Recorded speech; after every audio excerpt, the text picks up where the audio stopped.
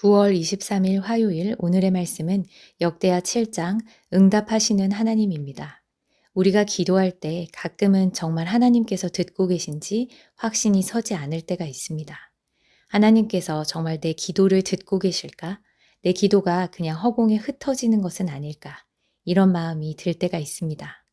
오늘 우리가 묵상할 역대하 7장은 온 이스라엘 백성이 보는 앞에서 솔로몬이 드린 기도에 하나님께서 어떻게 응답하셨는지를 보여줍니다. 1절에서 3절입니다.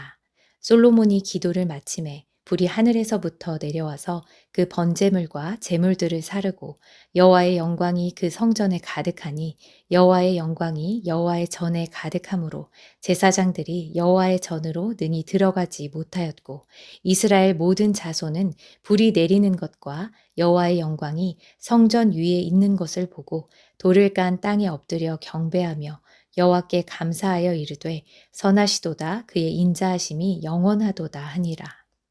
솔로몬이 기도를 마치자 하늘에서 불이 내려와서 하나님께 드린 번제물과 제물들을 사르고 성전은 하나님의 영광으로 가득하게 됩니다. 그 영광이 얼마나 충만했는지 성전 안에서 하나님을 섬기는 유일한 직분자인 제사장들조차도 감히 성전으로 들어갈 수 없을 정도였습니다. 이 놀라운 광경을 본 이스라엘 백성들은 그저 땅에 엎드려 경배하며 찬양할 뿐이었습니다. 솔로몬의 기도에 대한 응답은 하늘에서 내려온 불과 성전에 가득 찬 여호와의 영광으로 분명히 드러났습니다. 구약에서 하나님은 때때로 이렇게 눈으로 확인할 수 있는 방식으로 응답하신 적이 있습니다. 오르난의 타작마당에 드린 다윗의 번제물에 하나님께서 불을 내려 하나님의 권능과 임재를 나타내셨고 엘리야가 바알 선지자들과 대결하며 드린 기도에 하늘에서 불이 내려와 번제물을 살랐습니다.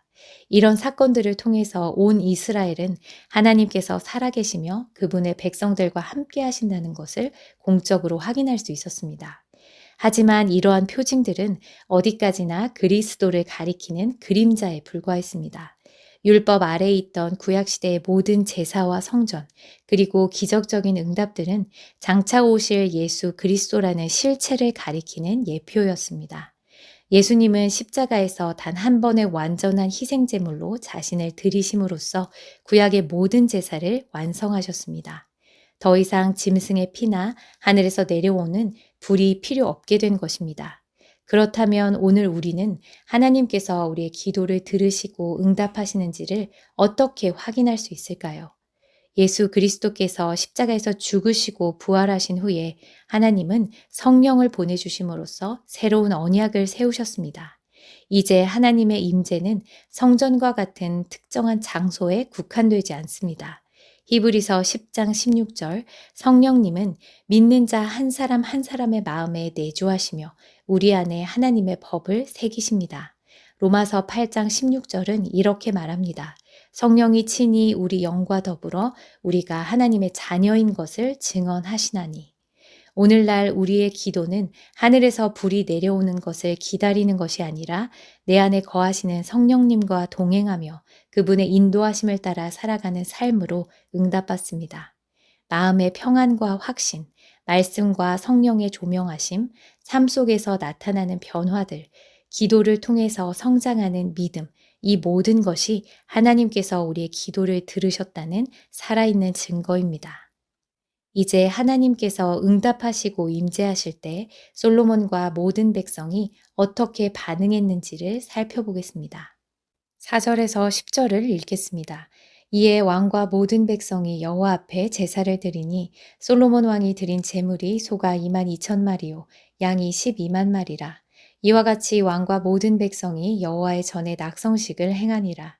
그때의 제사장들은 직분대로 모셔서고 레위 사람도 여호와의 악기를 가지고 섰으니 이 악기는 전에 다윗 왕이 레위 사람들에게 여호와께 감사하게 하려고 만들어서 여호와의 인자하심이 영원함을 찬송하게 하던 것이라. 제사장들은 무리 앞에서 나팔을 불고 온 이스라엘은 서 있더라. 솔로몬이 또 여호와의 전 앞들 가운데를 거룩하게 하고 거기서 번제물과 화목제의 기름을 드렸으니 이는 솔로몬이 지은 놋제단이 능히 그 번제물과 소제물과 기름을 용납할 수 없음이더라. 그때 솔로몬이 7일 동안 절기를 지켰는데 하맛 어귀에서부터 애굽 강까지의 온 이스라엘의 심히 큰 회중이 모여 그와 함께 하였더니 여덟째 날에 무리가 한 성회를 여니라. 제단의 낙성식을 7일 동안 행한 후 이 절기를 7일 동안 지키니라. 일곱째 달 제23일에 왕이 백성을 그들의 장막으로 돌려보내매 백성이 여호와께서 다윗과 솔로몬과 그의 백성 이스라엘에게 베푸신 은혜로 말미암아 기뻐하며 마음에 즐거워하였더라. 솔로몬 왕과 이스라엘 백성들은 7일간에 걸쳐서 성전 낙성식을 거행하고 그 뒤로 또다시 일주일간 장막절을 지켰습니다. 성경은 이때 드려진 제물의 숫자를 기록하고 있습니다. 소 2만 2천 마리와 양 12만 마리, 하루에 100마리씩 나눠서 매일 드린다고 해도 수년이 걸릴 양이고 상상하기 어려운 숫자입니다. 이 엄청난 제사를 통해서 우리는 하나님께서 성전을 허락하시고 그곳에 임재하셨다는 사실 앞에서 이스라엘 백성이 느꼈던 감격과 감사가 얼마나 컸는지를 짐작할 수 있습니다. 그들의 헌신은 단순한 의무가 아니라 은혜에 대한 감사와 기쁨에서 흘러나온 것이었습니다. 이렇게 14일 동안 많은 이스라엘 사람들이 모여서 성전 봉헌 축제와 장막절을 지내며 기쁨을 함께 나눴습니다. 하나님의 임재는 사람들을 하나로 묶고 함께 기뻐하며 예배하게 만드는 힘이 있습니다. 신앙은 개인의 울타리를 넘어서 공동체 안에서 더욱 성숙해집니다. 함께 모여서 하나님을 찬양하고 말씀을 나누며 서로를 위해서 기도할 때 우리는 하나님의 임재를 더욱 깊이 경험하게 됩니다. 성전 낙성식과 장막절의 그 장엄한 기쁨은 오늘 우리에게도 이어지고 있습니다. 예수 그리스도의 십자가 은혜로 하나님은 이제 성령으로 우리 가운데 임재하시고 우리를 성전 삼아 거하십니다. 이제 우리는 더 이상 짐승을 잡아서 제사를 드리지 않습니다. 그리스도께서 단번에 드리신 제사로 모든 것이 완성되었기 때문입니다. 우리가 드려야 할 제사는 눈에 보이는 소와 양이 아니라 기쁨과 감사가 넘치는 삶 그 자체입니다. 우리 안에 계신 하나님을 기뻐하며 함께 모여 드리는 예배와 찬양, 그것이 바로 우리가 하나님께 드리는 기쁨과 감사의 제물입니다. 11절에서 16절을 보겠습니다. 솔로몬이 여호와의 전과 왕궁 건축을 마치고 솔로몬의 심중에 여호와의 전과 자기 궁궐에 그가 이루고자 한 것을 다 형통하게 이루니라. 밤에 여호와께서 솔로몬에게 나타나사 그에게 이르시되 내가 이미 내 기도를 듣고 이곳을 택하여 내게 제사하는 성전을 삼았으니 혹 내가 하늘을 닫고 비를 내리지 아니하거나 혹 메뚜기들에게 토산을 먹게 하거나 혹 전염병이 내 백성 가운데에 유행하게 할 때에 내 이름으로 일컫는 내 백성이 그들의 악한 길에서 떠나 스스로 낮추고 기도하여 내 얼굴을 찾으면 내가 하늘에서 듣고 그들의 죄를 사하고 그들의 땅을 고칠지라. 이제 이곳에서 하는 기도에 내가 눈을 들고 귀를 기울이리니 이는 내가 이미 이 성전을 택하고 거룩하게 하여 내 이름을 여기에 영원히 있게 하였음이라. 내 눈과 내 마음이 항상 여기에 있으리라. 하나님께서 다시 솔로몬에게 나타나셨습니다. 하나님은 솔로몬에게 내 기도와 내 앞에서 간구한 바를 내가 들었다라고 말씀하시며 그의 기도를 들으셨음을 분명하게 확인시켜 주셨습니다. 그리고 하나님께서는 성전을 두고 이는 내가 이미 이 성전을 택하고 거룩하게 하여 내 이름을 여기에 영원히 있게 하였음이라. 내 눈과 내 마음이 항상 여기에 있으리라고 말씀하십니다. 이 말씀은 단순히 성전 건물에 대한 약속이 아닙니다. 앞에서 우리가 묵상했던 6장 20절에 솔로몬의 기도에 대한 확실한 응답이자 하나님께서 성전 안에서 그분의 백성과의 관계를 신실하게 이어가시겠다는 언약적 약속입니다. 그리고 이 약속은 오늘 우리에게도 그대로 적용됩니다. 솔로몬 시대의 성전이 하나님의 임재 장소였다면 이제 성령께서 거하시는 우리 자신이 성전입니다. 하나님의 눈과 마음은 항상 성전된 우리를 향하고 계십니다. 그렇다면 하나님은 우리에게 무엇을 기대하실까요? 하나님께서는 우리가 악한 길에서 돌이키고 겸손히 하나님을 찾으며 순종하는 삶을 살기를 바라십니다. 우리가 성전된 자로 살아간다는 것은 하나님의 임재 속에서 회개와 순종을 실천하며 살아가는 것을 의미합니다.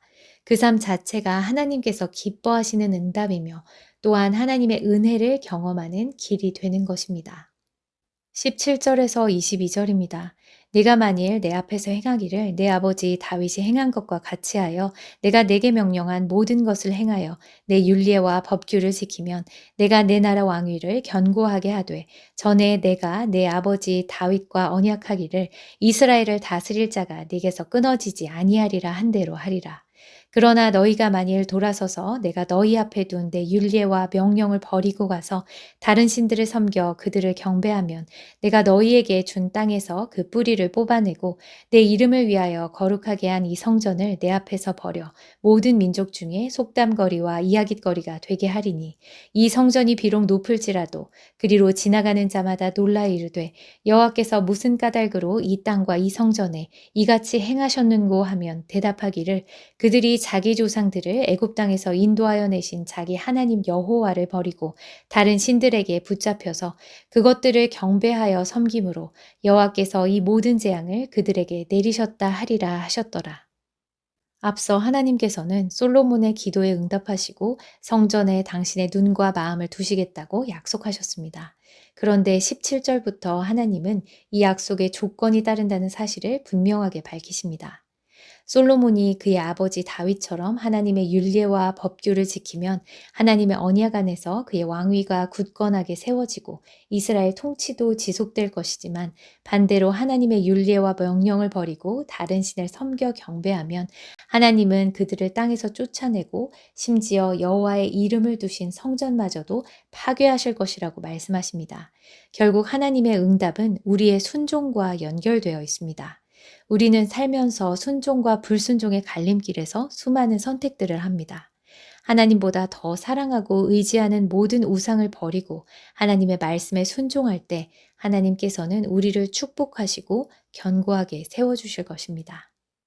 기도하겠습니다. 사랑과 은혜가 풍성하신 하나님 아버지, 오늘 말씀을 통해서 저희들의 기도를 들으시고 응답하시는 하나님을 확인하게 하시니 감사합니다. 주님, 때로 저희의 마음이 주님을 떠나 악한 길로 향했던 것을 회개합니다.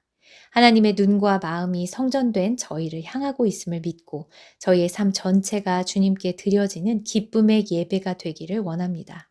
저희의 마음을 다스려 주시고 주님의 말씀에 순종하며 살아갈 힘을 주시기를 간절히 구합니다. 저희들 함께 모여 찬양하며 예배할 때 주님의 임재로 충만하게 하시고 세상 속에서 주님의 영광을 나타내는 공동체가 되게 하소서. 날마다 말씀 안에서 주님의 뜻을 분별하며 순종하는 삶 살게 하시고 그 안에서 넘치는 기쁨을 경험하게 하소서. 예수 그리스도의 이름으로 기도드립니다. 아멘.